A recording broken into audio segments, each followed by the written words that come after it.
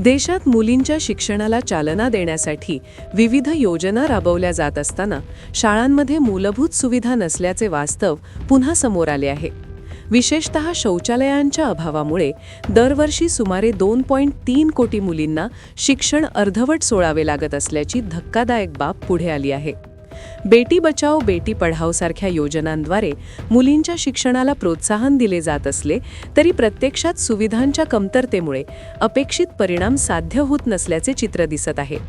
मुलींच्या शाळा सोडण्यामागे अनेक सामाजिक व आर्थिक कारणे असली तरी शाळांमधील स्वच्छतेच्या सुविधांचा अभाव हा एक महत्त्वाचा घटक ठरत आहे.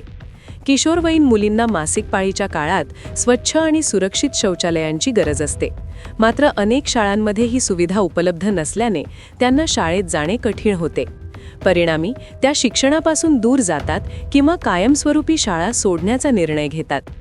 ग्रामीण तसेच काही शहरी भागांमध्येही मुलींसाठी स्वतंत्र आणि सुरक्षित स्वच्छतागृहांची कमतरता ही गंभीर समस्या बनली आहे.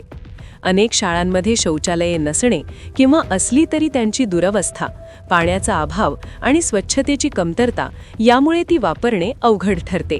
काही ठिकाणी सुरक्षिततेच्या दृष्टीनेही परिस्थिती योग्य नसल्याने पालक मुलींना शाळेत पाठवण्यास कचरतात. या परिस्थितीचा थेट परिणाम मुलींच्या साक्षरतेवर आणि त्यांच्या भविष्यातील संधींवर होत आहे.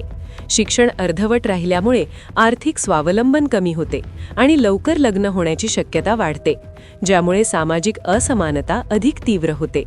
प्रशासनाच्या स्तरावर शाळांमध्ये स्वच्छता सुविधांसाठी निधी उपलब्ध करून दिला जात असला तरी त्याची प्रभावी अंमलबजावणी आणि देखभाल यामध्ये त्रुटी दिसून येतात.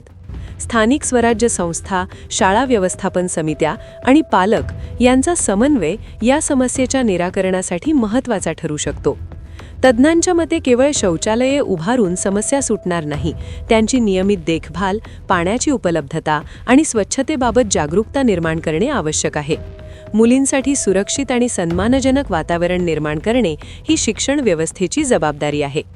एकूणच मुलींच्या शिक्षणासाठी राबविल्या जाणाऱ्या योजनांना यशस्वी करायचे असेल तर मूलभूत सुविधांकडे गांभीर्याने लक्ष देणे अत्यावश्यक आहे.